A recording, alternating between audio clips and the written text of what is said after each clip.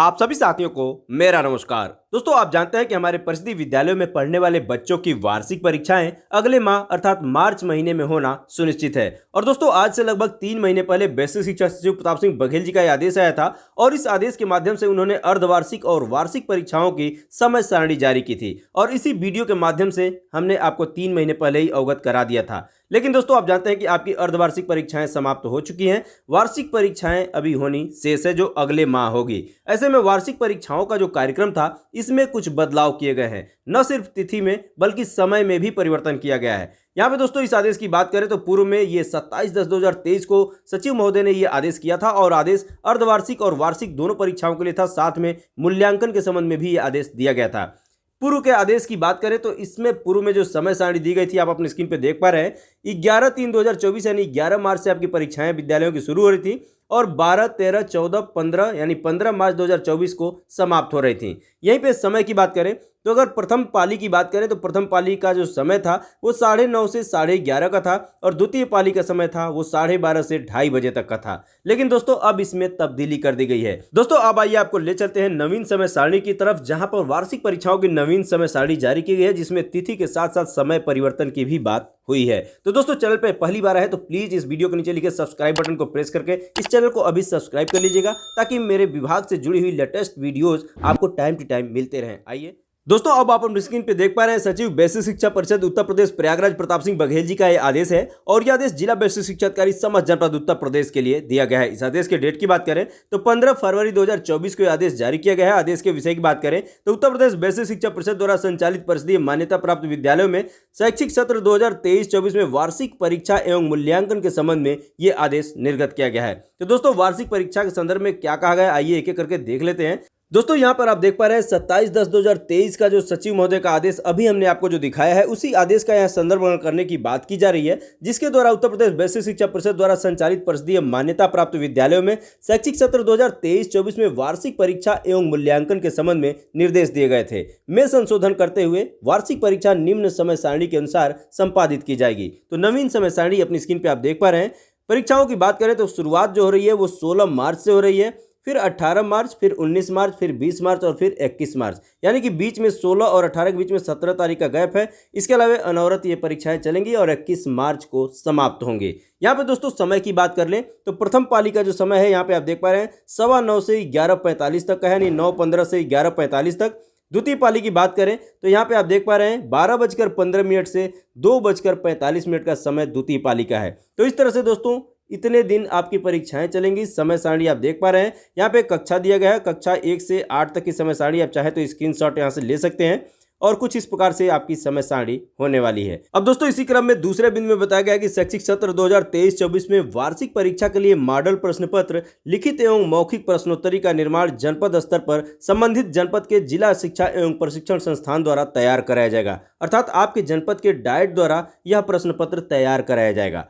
तीसरा बिंदु बताया गया है कि खंड शिक्षा अधिकारी द्वारा प्रश्न पत्रों का विद्यालय स्तर पर वितरण दिनांक 14 मार्च 2024 तक किया जाएगा। अर्थात 14 मार्च 2024 तक आपके विद्यालयों तक ये प्रश्न पत्र पहुंच जाएंगे। चौथा बिंदु बताया गया है कि शैक्षिक सत्र 2023-24 में कक्षा 1 की वार्षिक परीक्षा मौखिक होगी। अर्थात इनको पेपर वितरित नहीं किया जाएगा। कक्षा 1 के लिए सिर्फ मौखिक परीक्षा का प्रावधान रखा गया है। अब दोस्तों, बात करते हैं पांचवें बिंदु की, जो कि काफी महत्वपूर्ण बिंदु है। यहाँ पे आप बताया गया है शैक्षिक सत्र 2023-24 में कक्षा 2 एवं कक्षा 3 में लिखित एवं मौखिक परीक्षा होगी। लिखित एवं मौखिक परीक्षा का अधिभार 50-50% रखा जाएगा। यहाँ पे आगे बताया गया कक्षा 4 और 5 में लिखित एवं मौखिक परीक्षा होगी। लिखित एवं मौखिक परीक्षा का अधिभार जो होगा वो क्रमशः 70% और 30% का रखा जाएगा एवं कक्षा 6 से 8 की वार्षिक परीक्षा लिखित होगी। तो दोस्तों, आप पूरी तरह से स्पष्ट हो पाए होंगे। यहाँ सबसे पहले बात करें कक्षा 1 की, तो यहाँ पे पूरी तरह से इनकी परीक्षा मौखिक है। वहीं कक्षा 2 और 3 की बात करें तो इनकी लिखित और मौखिक दोनों परीक्षा होगी, लेकिन जो इनका अधिभार होगा लिखित का और मौखिक का दोनों का 50-50% होगा। इस पर ध्यान देना होगा। कक्षा 4 और 5 की जो लिखित परीक्षा होगी और मौखिक परीक्षा भी होगी, लेकिन लिखित और मौखिक परीक्षा का जो अधिभार होगा वो क्रमशः 70% और 30% का होगा।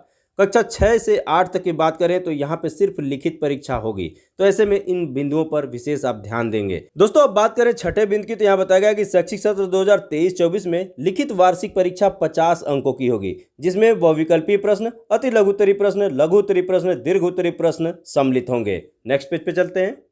दोस्तों इस आदेश के दूसरे पेज पे हम आ चुके हैं और सातवें बिंदु की बात करते हैं। यहाँ बताया गया है कि प्रश्न पत्र को 50 अंकों में विभाजित किया जाएगा, जिसमें बहुविकल्पीय प्रश्न 10 अंक के होंगे।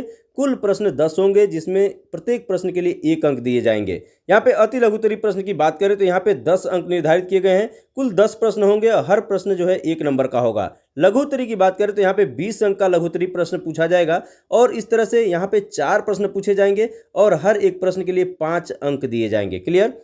दीर्घ उत्तरीय की बात करें तो यहाँ 10 अंक का दीर्घ उत्तरीय प्रश्न होगा और कुल मिला के 2 प्रश्न पूछे जाएंगे दीर्घ उत्तरीय, जिसमें प्रत्येक प्रश्न जो है 5 अंकों का होगा। क्लियर। आठवें में बताया गया है कक्षा 2 एवं कक्षा 3 में अति लघु उत्तरीय प्रश्न जो 1 शब्द का होगा, लघु उत्तरीय प्रश्न अधिकतम 10 शब्द का होगा। वहीं दीर्घ उत्तरीय प्रश्न की बात करें तो अधिकतम 20 शब्दों में दीर्घ उत्तरीय प्रश्न के उत्तर देने होंगे। कक्षा 4 और 5 की बात करें तो अति लघु उत्तरीय जो उत्तर होंगे वो उनके 1 शब्द के होंगे।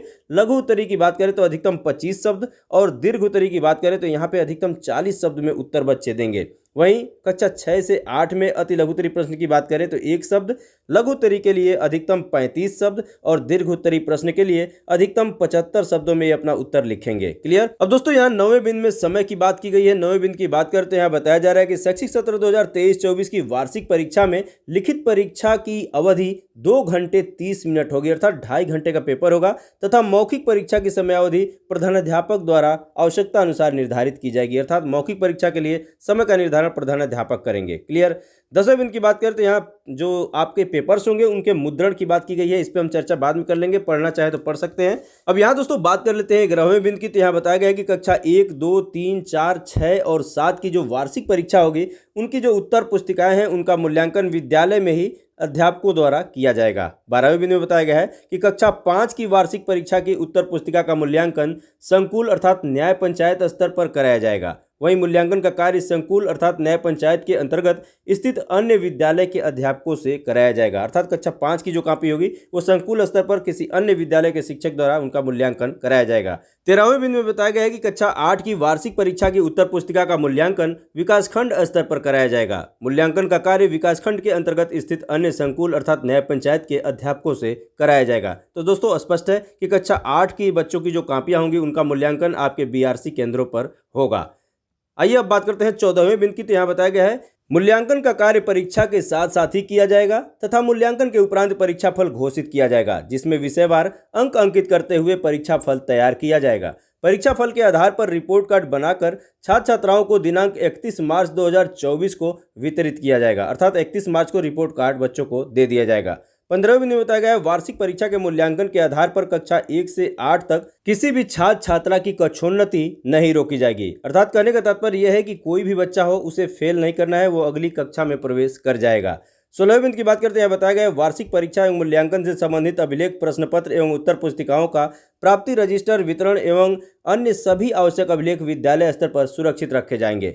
17वें बिंदु में बताया गया है वार्षिक परीक्षा फल घोषित करने के दिवस को छात्र अभिभावक के साथ बैठक आयोजित की जाएगी तथा छात्र छात्राओं की मूल्यांकित उत्तर पुस्तिकाओं को छात्र छात्राओं एवं अभिभावक को दिखाया जाएगा तथा उसी समय रिजल्ट कार्ड भी छात्र छात्राओं को दिया जाएगा। अब यहाँ लास्ट 18वें बिंदु में बताया जा रहा है कि शासनादेश संख्या दिनांक 26/6/2015 एवं शासनादेश संख्या 2/2/2016 में दी गई व्यवस्था अनुसार परीक्षा सकुशल संपादित कराई जाएगी। शैक्षिक सत्र 2023-24 की वार्षिक परीक्षा का पूर्ण उत्तरदायित्व विद्यालय स्तर पर संबंधित प्रधानाध्यापक, विकासखंड स्तर पर संबंधित खंड शिक्षाधिकारी एवं जनपद स्तर पर जिला बेसिक शिक्षा अधिकारी का होगा। परीक्षा एवं मूल्यांकन कार्य में किसी प्रकार की शिथिलता के लिए संबंधित उत्तरदायी होंगे। कृपया उपरोक्तानुसार समस्त कार्यवाही समय अंतर्गत शुचितापूर्ण एवं पारदर्शी तरीके से कराना सुनिश्चित करें। भौतिक प्रताप सिंह बघेल, सचिव बेसिक शिक्षा परिषद उत्तर प्रदेश प्रयागराज। तो दोस्तों इस प्रकार से आपने स्पष्ट तौर पे समय सारणी की तिथि क्या होगी, समय क्या होगा, इसके अलावा मूल्यांकन की प्रक्रिया क्या होगी, इन सारी बातों पे इस आदेश में फोकस किया गया है, जो आप उम्मीद है कि इस वीडियो से समझ पाए होंगे। तो दोस्तों वीडियो अच्छी लगी हो तो एक लाइक कर दीजिएगा।